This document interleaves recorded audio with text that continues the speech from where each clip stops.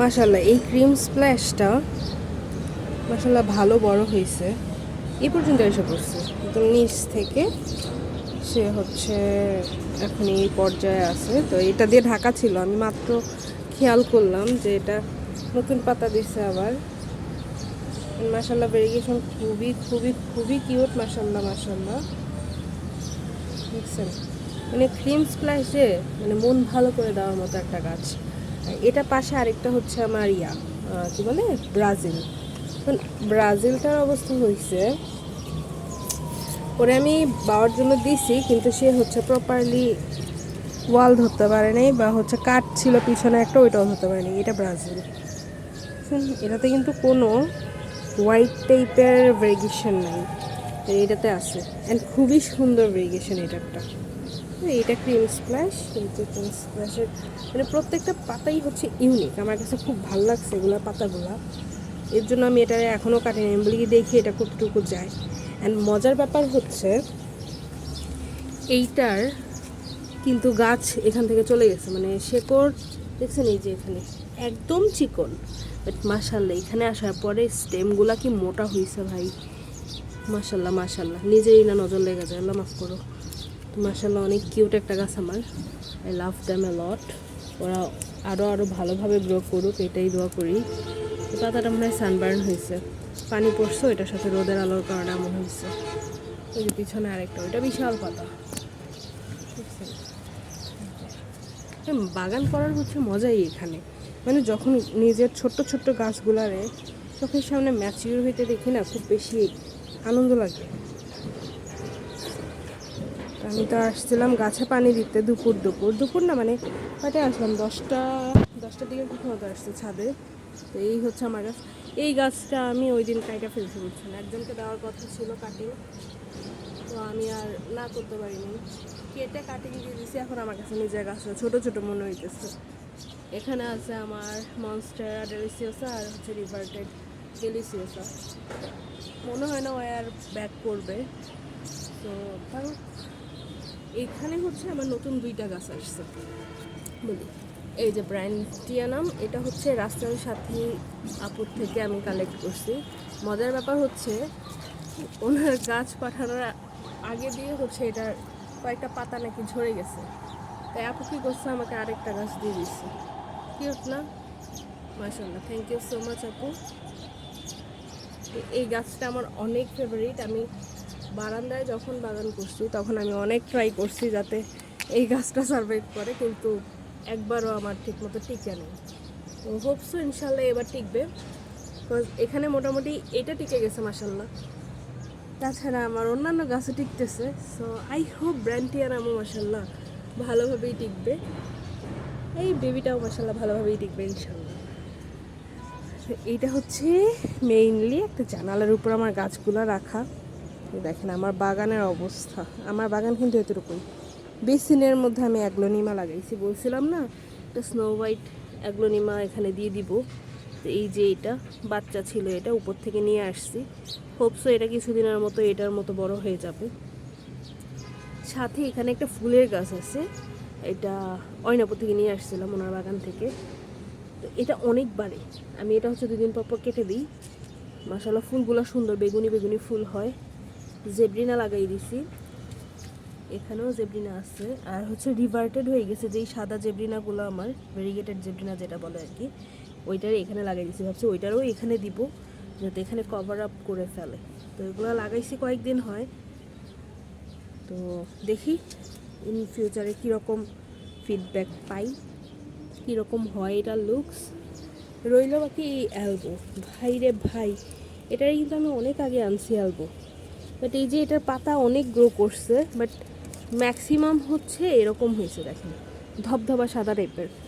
এখন সমস্যা হচ্ছে এটা পশ্চিম দিকের সাইড, মানে পশ্চিম দিক, অ্যান্ড রোদ এত বেশি করার পরে যে প্রথম দিকে পাতা টিকে থাকলেও পরবর্তীতে এই পাতা জ্বলে যায়। এই যে এটার হাফ অংশ ছিল সাদা পাতা, এটা পুরোটা পাতা ছিল। হ্যাঁ, এই যে পাতা হয় ঝরে, এরকম করতে করতে নিচে পাতা নেই, উপরে মাথার মধ্যে তাল গাছের মতো কয়েকটা পাতা।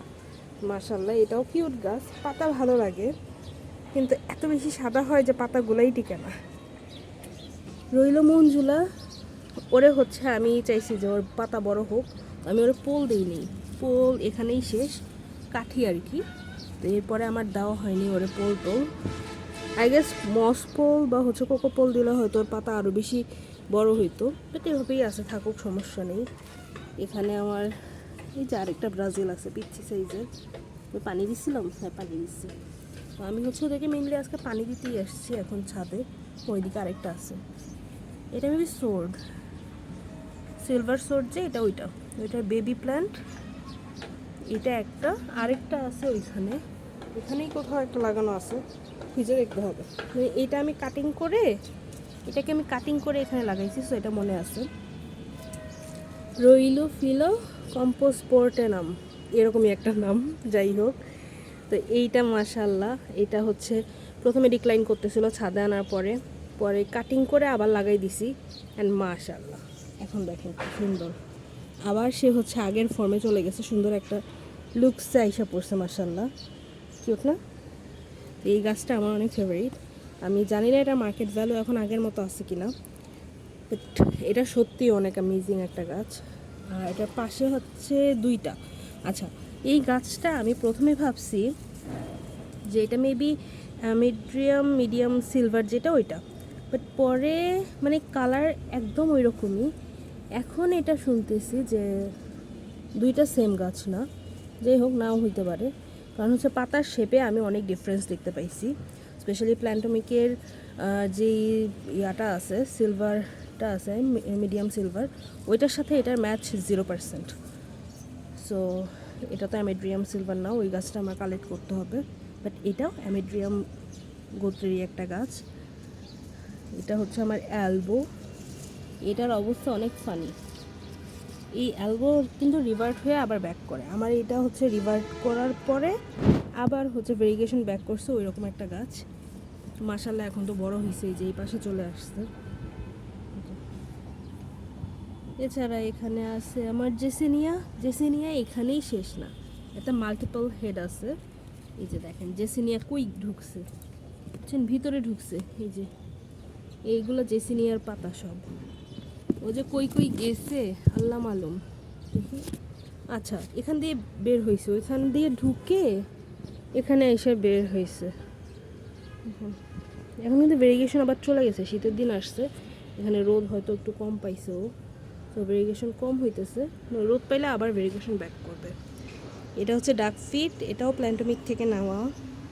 আর কি আছে এখানে, ও এটা পাইপার প্রজাতির না, নাকি পাইপারি, এই টাইপের কিছু, আমি নাম জানি না। এটা আমাকে হচ্ছে গিফট করছিল প্ল্যান্টোমিক থেকে, তো এটা গ্রো করতেছে, এইভাবেই রেখে দিছি, জাস্ট হালকা করে লাগাই দিছি। এই যা প্যারাইসো, আচ্ছা এটার নাম কি ভার্দে না ভাদ্রে, ওই একটা হইলেই হবে। এই গাছটাও মাশাআল্লাহ থ্রাইভ করতেছে, এটা কাটিং, টপ কাটিং থেকে চারা করা, এটার আরও কয়েকটা চারা আছে, কিন্তু প্রবলেম হচ্ছে চারাগুলার ভেরিগেশন আসেনি। তো যতটুকু আমি অনলাইনে শুনলাম যে এটার নাকি ভেরিগেশন যায় না, আবার চলে আসে সামারে, হোপসো আইসা করবে, ভেরিগেশন ব্যাক করবে। তো এটার আমি একটা, দুইটা, তিনটা, চারটা চারা করছি আর কি টোটাল। এই যে একটা,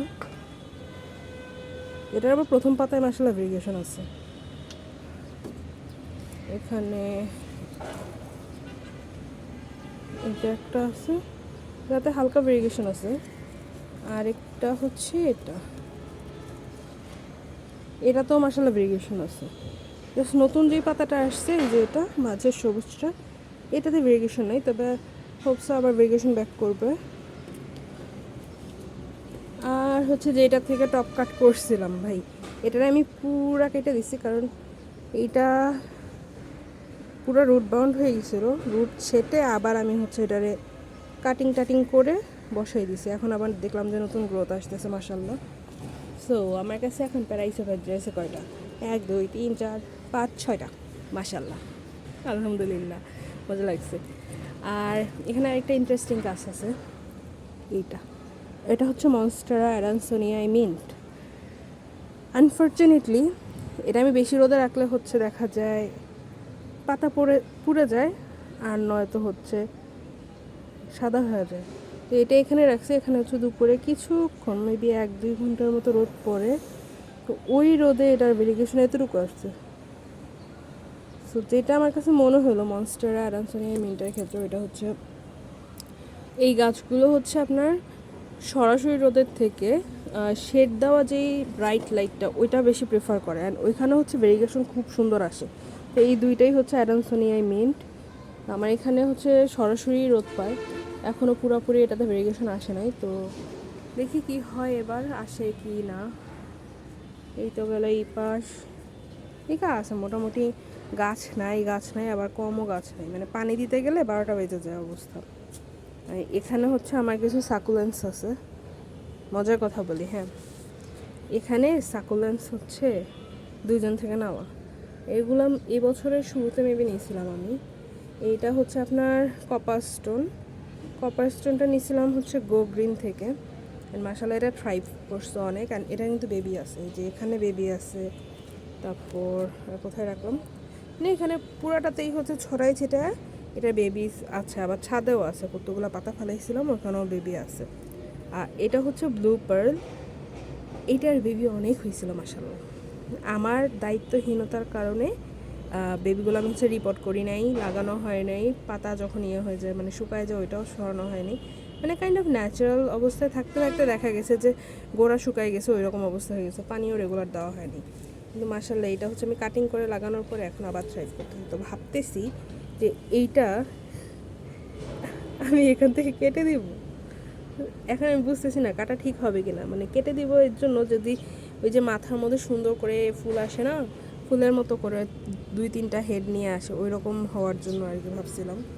তো দেখি এটাতে কি করা যায়। এখন তো মাশাআল্লাহ কালার আসা শুরু হয়েছে, দেখতে ভালো লাগতেছে। এই যে ফায়ার স্ট্রম, এটাতেও মাশাআল্লাহ কালার আসা শুরু হয়েছে। পার্পল ডিলাইটের হচ্ছে মাদার প্ল্যান্টটা আমি কাট করছিলাম, এই যে এটাতে মাশাআল্লাহ বেবি আসতেছে, এখানে দেখা যায়, হ্যাঁ এই যে একটা বেবি আসতেছে মাশাআল্লাহ, এটা পার্পল ডিলাইটের বেবি। এইদিকে 1টা 2টা, এখানে আছে 1টা 3টা 4টা,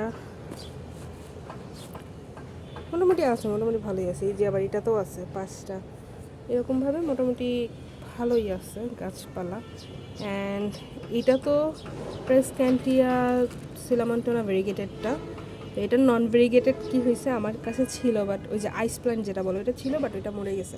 তো পরে আমি এটা হচ্ছে কাটিং করে লাগাইছি, অ্যান্ড লুক অ্যাট দিস, এটার ভেরিগেশন চলে গেছে। এখন ওরে আমি কি বলবো বলেন, নাম কি দিব, রিভার্টেডই দিয়ে দিছি। তো এটা আইস প্ল্যান্টও বলি, আবার হচ্ছে রিভার্টেড ফর্মও বলি।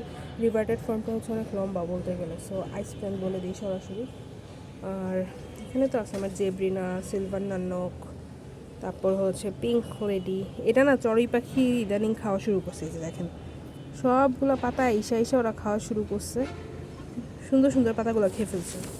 এখন এটা আমি কয়েকদিন আগে লাগাইছি, রুট এসে পড়ছে, এটা বোঝা যাচ্ছে যে আপনার গ্রোথ দেখে, কিন্তু এইটারও পাতা খাওয়া শুরু হয়েছে চড়ুই পাখি। বলেন কেমনে বাঁচাবো চড়ুই পাখির থেকে এগুলোরে। এইটা আমি কিনছিলাম, এই ভেরিগেটেড হার্টটা আমি কিনছি একটা, কি বলবো, অনলাইনে খুবই সমালোচিত একটা পেজ থেকে, খুবই সমালোচিত, মানে ওদের থেকে গাছ নিয়ে অনেকে বাঁচাইতে পারেনি এরকম ক্লেম হয়, আবার হচ্ছে ওরা গাছ দেয় না ঠিক মতো, ওইটাও ক্লেম হয়। তবে একটা জিনিস কি, ওদের থেকে গাছ নিলে আমার মনে হয় যে অনেক ভালোভাবে কেয়ার না করলে হচ্ছে আপনার গাছ টিকাইতে পারবেন না। কারণ আমি এই গাছটা যখন হাতে পাইছি, এতটুকু সাইজ ছিল, ছোট্ট এতটুকু সাইজ ছিল, 4টা না 5টা পাতার মতো ছিল। অ্যান্ড মোস্ট ইম্পর্টেন্টলি আপনার দেশের বাইরে হচ্ছে কোকোপিট মিডিয়ার মধ্যে হচ্ছে করে, ওরা চারা করে, গাছ করে, তো ওইখান থেকে ইম্পোর্টেড গাছ সরাসরি আর টানানো অবস্থায় পাঠায় দেয়, ওরা রিসিভ করার পরে পাঠায় দিয়েছে। তো ওইটারই হচ্ছে আমি লাগাই। এটা কিন্তু প্রথমে আমি সরাসরিভাবে লাগাইনি, যখন লাগাইছিলাম, যখন দেখি যে না পাতা ঠিক হচ্ছে না, তখন আমি হচ্ছে আইসিইউতে দিয়ে দিয়েছিলাম। আমি ঠিক আছে, কোকোপিটে ছিল, আমি কোকোপিটেই ওরে ঠিক করব। তো কোকোপিটে দিয়েই ওরে ঠিক করছি, অ্যান্ড মাশাআল্লাহ আলহামদুলিল্লাহ এখন এইটা হচ্ছে পুরোপুরি খোলা অবস্থায়। এটাও কিন্তু আমি এবছরের শুরুতে করছি। সাথে আরেকটা ছিল ভেরিগেটেড পার্ল, ওইটা আমি সার্ভাইভ করাতে পারিনি। ওইটা হচ্ছে যখন গরম বেশি নামা শুরু করছে তখন হচ্ছে গাছটা মরে গেছে, গলে গেছে, অ্যাকচুয়ালি মরে যায়নি, গলে গেছে, ওই গলাতেই প্রবলেম। তো এইটার এখন কিন্তু 2টা বাচ্চা মাশাআল্লাহ।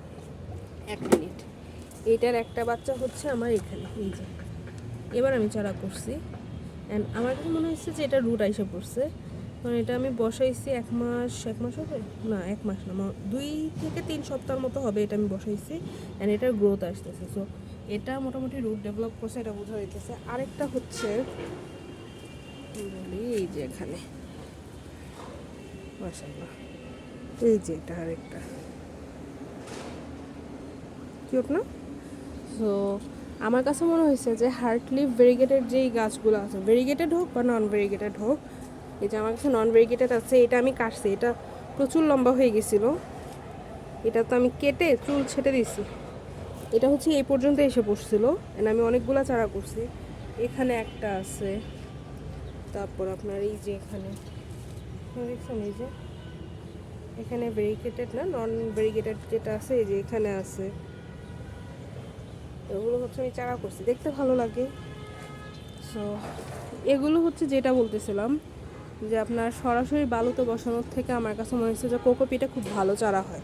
জাস্ট আপনার হচ্ছে সরাসরি রোদ পাবে না এমন একটা স্থানে রাখতে হয়, উজ্জ্বল আলোযুক্ত, আলো বাতাস থাকতে হবে, সব কিছুই থাকতে হবে, বাট সরাসরি রোদ পাবে না এমন জায়গায় রাখলে দেখা যায় যে 1 সপ্তাহের মধ্যে খুব ভালো রুট আইসা পড়ে। তো এরপরে হচ্ছে রিপোর্ট করে দিলে, সাকুলেন্ট মিডিয়াতে রিপোর্ট করে দিলে তখন হয়ে যায়। তো এইটা হচ্ছে আমার সাকু কর্নার। এইদিকে হচ্ছে আমি রিসেন্ট আমার কিছু সিঙ্গোনিয়ামস শিফট করছি, এখানে হচ্ছে আপনার ট্রাই কালার, স্প্ল্যাশ, তারপর অ্যালবো, আর কি আছে যেন, স্ট্রবেরি আইস, এই যে স্ট্রবেরি আইস, এটা শিফট করলাম। সাথে আরও আছে অল্প স্বল্প কিছু গাছ, যে আর এখানে কিছু রিপোর্ট করছি, মানে হচ্ছে রুট আসার পরে এখানে আমি জাস্ট রিপোর্ট করে দিচ্ছি। এগুলোর প্রথম পাতা, এখানে রোদ পড়ে তো প্রথম পাতা কয়েকটা হচ্ছে 12টা বেজে গেছে। এই যে মনস্টেরা বার্লেম্যাক্স ফ্যান্টাসি, হ্যাঁ এটা চারা করলাম, দেখি কি হয়, সারভাইভ করে কিনা। এই অরিয়ার তো 12টা বাজা অবস্থায়, অরিয়া এমনি রোদ সহ্য করতে পারে না, দেখছেন পাতা হলদে হয়ে কি হয়েছে, সব পাতা ঝরে গেছে, তবু এখানে রেখে দিছি। ভাই তুই সারভাইভ করলে এখানেই কর, আপাতত আর অন্য জায়গায় শিফট করার অপশন নেই, কারণ আমার পুরো বাগানটাই হচ্ছে পশ্চিম দিকে, ঠিক আছে, রোদে। এটা হচ্ছে মিল্ক কনফিটি, এটা হচ্ছে মঞ্জুলা, মিউটেন্ট মঞ্জুলা যেটা, ওইটা রিসেন্টলি হচ্ছে আমার এগুলা মেইন গাছ যে ছিল ওইটা হচ্ছে পচন ধরছে গোড়া থেকে, তো আমি তাতেই করে এগুলো কেটে নারকেলের যে এটাই কি বলে শোভা, মানে নারকেলের খোলসটা যে ওইটাতে দিয়ে দিছি, দেখি কি হয়, সারভাইভ করে কিনা। এখানে তো গাছপালা আছে কম বেশি আমার, এটা মাশাআল্লাহ এত কিউট লাগে আমার কাছে এখন। এটা এই যে এই অংশটা হচ্ছে আমার সিন্ডাপসাস কর্নার না, সিন্ডাপসাস সেলফ। এই শুধুমাত্র এই টাকটার মধ্যেই সিন্ডাপসাসের কয়েকটা গাছ আছে আমার, অত বেশি নেই। তবে এখন মনে হইতেছে যে চারা করতে হবে, চারা করলে হয়তো আমার লাস্ট ফ্লোর অ্যান্ড হচ্ছে সেকেন্ড ফ্লোরটা লাগবে।